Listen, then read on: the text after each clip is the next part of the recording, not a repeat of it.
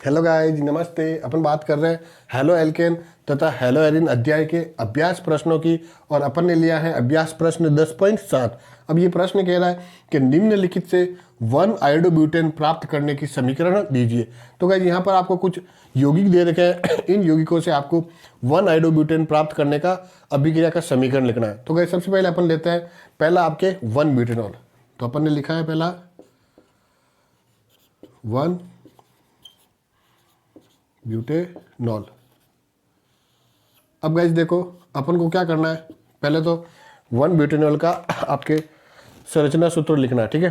तो गाइस यहाँ पर क्या हो रहा है, 1 ब्यूटेनॉल, तो इसमें एक तो आ रहा है ब्यूट और एक आ रहा है ऑल। ऑल का मतलब अल्कोहल, तो ब्यूट का मतलब 4 कार्बन और उससे आपके एक OH ग्रुप जुड़ा होगा। तो गाइस सबसे पहले अपन 4 कार्बन की एक श्रृंखला बनाते हैं। ये 1, ये 2, ये 3 और ये आपके 4, ठीक है। अब गाइज यहाँ पर 1 ब्यूटेनॉल मतलब जो OH ग्रुप है वो कहाँ जुड़ा है, 1 नंबर पे। तो गाइज अगर इसको 1 देवे, इसको 2 देवे, इसको 3 और इसको 4, तो यहाँ पर क्या जुड़ा है आपके OH। अब गाइज जो कार्बन की बची हुई संयोजकता है वो अपन हाइड्रोजन से पूरी करेंगे। यहाँ 2 पूरी है, 2 बाकी है तो 2 हाइड्रोजन, 2 पूरी है, 2 बाकी है तो 2 हाइड्रोजन, 2 पूरी है, 2 बाकी है तो 2 हाइड्रोजन, 1 पूरी है, 3 बाकी है तो 3 हाइड्रोजन। तो गाइज ये हो गया आपके 1 ब्यूटेनॉल। अब गाइज आपको करना क्या है, 1 ब्यूटेनॉल से आपको बनाना है 1 आयोडोब्यूटेन। 1 आयोडोब्यूटेन, ब्यूटेन मतलब इसमें 4 कार्बन और पीछे लग रहा है एन, बोले तो एल्केन। तो पहले तो अपन इसकी संरचना बनाते हैं। तो 1, 2, 3 और आपके 4, इसमें नंबरिंग करते हैं तो 1, 2, 3 और 4। अब गाइज 1 आयोडो मतलब 1 पे क्या लगा हुआ है, आयोडीन। अब गाइज देखो, इसकी 2 संयोजकता पूरी है, तो 2 पूरी करने के लिए अपन जोड़ देते हैं 2 हाइड्रोजन, 2 पूरी है 2 हाइड्रोजन, 2 पूरी है तो 2 हाइड्रोजन और 1 पूरी है तो 3 हाइड्रोजन। तो गाइज आपको ये चीज़ बनानी है।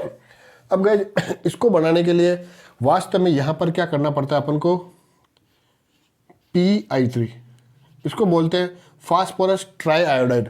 तो PI3 की क्रिया आपको 1 ब्यूटेनॉल से जब अपन कराते हैं तो आपको 1 आयोडोब्यूटेन प्राप्त होता है। अब गाइस जो PI3 है वो PI3 होता है आपके अस्थायी। तो चूंकि PI3 अस्थायी है इसलिए अपन क्या करते हैं, अभिक्रिया मिश्रण के अंदर ही इसको बनाते हैं। अब गाइस ये बनता कैसे है, तो गाइस देखो PI3 को बनाने के लिए अपन क्या करेंगे, अपन काम में लेंगे लाल फास्फोरस। उस लाल फास्फोरस की अपन अभिक्रिया कराते हैं आयोडीन से, ठीक है। और ये अपन कराते हैं गाइज अभिक्रिया मिश्रण के अंदर। तो अभिक्रिया मिश्रण के अंदर तो इसको इंग्लिश में तो बोलते हैं इन सिटू, इंग्लिश में इसको कहा जाता है इन सिटू, और हिंदी में इसको बोलते हैं स्वस्थाने। हिंदी में क्या बोलते हैं, स्वस्थाने। और इसको सामान्य भाषा में बोल सकते हैं अपन अभिक्रिया मिश्रण में।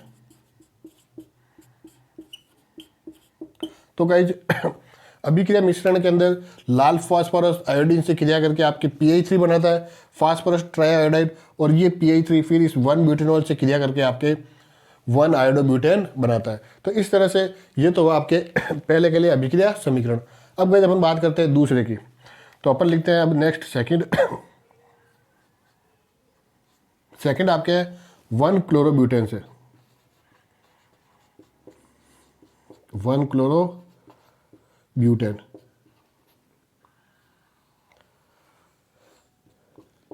तो गाइस देखो 1 क्लोरोब्यूटेन, तो सबसे पहले अपन 1 क्लोरोब्यूटेन का आपके संरचना सूत्र लिखते हैं। तो गाइस इसका संरचना सूत्र ये रहेगा CH3 CH2 CH2 CH2 और आपके Cl, ठीक है। अब गाइस अपन को क्या करना है, 1 क्लोरोब्यूटेन से आपको बनाना है 1 आयोडोब्यूटेन। तो 1 आयोडोब्यूटेन इसका आपका ये रहा संरचना सूत्र CH3 CH2 CH2 CH2 और I। तो गाइज आप देख रहे हो कि इसमें जो क्लोरीन है उस क्लोरीन का प्रतिस्थापन आपके कौन कर देगा, आयोडीन कर देगा। तो जो ये अभिक्रिया काम आएगी उस अभिक्रिया का नाम है आपके फिंकेल्स्टाइन अभिक्रिया। तो अपन ने अभिक्रिया का नाम क्या लिखा, अपने अभिक्रिया का नाम लिखा आपके फिंकेल्स्टाइन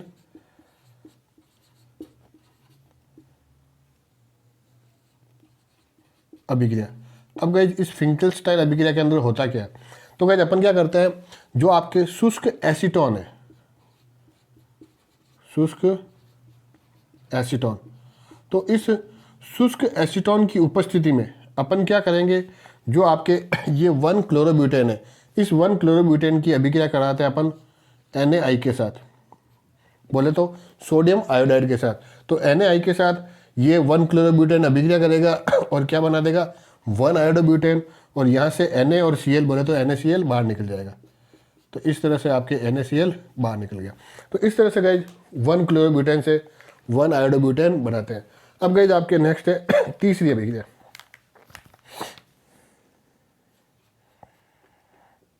तो तीसरा आपके ब्यूट 1 इन से, ब्यूट 1 इन। अब गाइज ब्यूट 1 इन से अपन सीधे तरीके से आपके 1 आयोडोब्यूटेन नहीं बना सकते, मतलब ब्यूट 1 इन से अपन बीच में कोई आपके अभी उत्पाद बनाएंगे, उस उत्पाद से फिर अपन क्या करेंगे, 1 आयोडोब्यूटेन बनाएंगे। अब कैसे होगा, तो गाइज देखो, पहले सबसे अपन क्या करते हैं, ब्यूट 1 इन का आपके संरचना बनाते हैं। तो ब्यूट 1 इन की संरचना में आपके देखो ब्यूट मतलब 4 कार्बन, तो 1 2 3 और ये आपके 4। अब ब्यूट 1 इन का मतलब डबल बॉन्ड कहाँ पर है, 1 नंबर पर। तो गाइस इसको 1 नंबर दिया, इसको 2 दिया, इसको 3 दिया और इसको 4, तो यहाँ 1 नंबर पर आपके डबल बॉन्ड आ गया। बाकी बची हुई संयोजकता हाइड्रोजन से 2 पूरी है, तो 2 हाइड्रोजन से, 1 और 2 3 पूरी हैं, 1 हाइड्रोजन से, 2 पूरी हैं, 2 हाइड्रोजन से, 1 पूरी है तो 3 हाइड्रोजन से। तो गाइज ये आपके हो गया ब्यूट 1 इन का आपके संरचना सूत्र। अब गाइज अपन क्या करेंगे, यहाँ पर सबसे पहले ब्यूट 1 इन की अभिक्रिया कराएंगे अपन HBr से, बोले तो हाइड्रोजन ब्रोमाइड से। अब गाइज ये जो अभिक्रिया होगी, ये अभिक्रिया होगी आपके पेरोक्साइड की उपस्थिति में। किसकी उपस्थिति में, पेरोक्साइड की उपस्थिति में। अब गाइज आपको याद होगा कि पेरोक्साइड की उपस्थिति में जब किसी एल्कीन की अभिक्रिया हाइड्रोजन ब्रोमाइड बोले तो HBr से कराई जाती है, तो वहाँ पर आपके काम आता है एंटी मार्कोनिकॉफ नियम। तो यहाँ पर क्या काम आएगा आपके, एंटी मार्कोनिकॉफ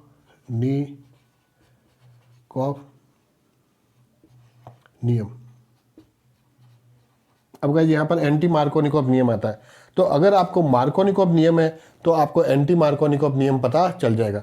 अब गाइस देखो मार्कोनिकॉफ नियम क्या होता है, तो मार्कोनिकॉफ नियम के अनुसार इस HBr के अंदर जो Br है, मार्कोनिकॉफ नियम के अनुसार इस HBr के अंदर जो Br है, Br आपके द्विबंध से जुड़े उस कार्बन पर जाके जुड़ता है जहाँ पर हाइड्रोजन कम हो। वापस बता रहा हूँ, मार्कोनिकॉफ नियम के अनुसार HBr के अंदर जो Br है वो द्विबंध से जुड़े उस कार्बन से जाके जुड़ता है जहाँ पर हाइड्रोजन कम हो। अब गाइस अपन यहाँ बात कर रहे हैं एंटी मार्कोनिकॉफ नियम। इसका मतलब ये हुआ कि HBr के अंदर जो Br है वो द्विबंध से जुड़े उस कार्बन पर जाके जुड़ेगा जहाँ पर हाइड्रोजन अधिक हो। तो Br कहाँ जुड़ेगा, आपके 1 नंबर कार्बन पर। तो गाइस देखो अब ये चीज़ बनेगी CH3 CH2, आपके यहाँ पर हो जाएगा CH2, फिर आपके CH2 और Br, ठीक है। तो आपके क्या मिल गया, 1 2 3 और 4, तो 1 पे ब्रोमो और ब्यूटेन, तो यहाँ पर आपको मिल गया 1 ब्रोमो ब्यूटेन, 1 ब्रोमो ब्यूटेन, ठीक है। अब गाइस जो आपको ये 1 ब्रोमो ब्यूटेन मिला, इस 1 ब्रोमो ब्यूटेन से अब अपन 1 आयोडोब्यूटेन बनाएंगे। अब उसके लिए कौन सी अभिक्रिया काम मिलेंगे, ये वाली फिंकलस्टाइन अभिक्रिया काम मिलेंगे। तो कैसे ले रहे हैं, तो गाइस देखो यहाँ पर जो आपके 1 ब्रोमो ब्यूटेन है उसकी अभिक्रिया करेंगे अपन Na से, Na सोडियम आयोडाइड से, किसकी उपस्थिति में, शुष्क एसीटोन की उपस्थिति में, शुष्क एसीटोन की उपस्थिति में। अभिक्रिया का नाम क्या है, फिंकलस्टाइन अभिक्रिया। तो अपन यहाँ लिख देते हैं फिंकलस्टाइन अभिक्रिया, ठीक है। तो यहाँ पर क्या होगा, जो Br है वो बाहर निकल जाएगा और इसकी जगह क्या आगे जुड़ जाएगा, आयोडीन। तो आपको क्या मिलेगा, CH3 CH2 CH2 CH2I। तो आपको ये चीज़ मिलेगी, CH3 CH2 CH2 CH2 और I। इसी को अपन बोलते हैं आयोडो ब्यूटेन। और क्या बनेगा, Na+Br, साथ में आपके NaBr मिलेगा। तो इस तरह से अपन देखते हैं कि ब्यूट 1 इन से अपन क्या करेंगे, 1 आयोडो ब्यूटेन प्राप्त करेंगे। ऐसे इस प्रश्न को हल किया जाता है। धन्यवाद।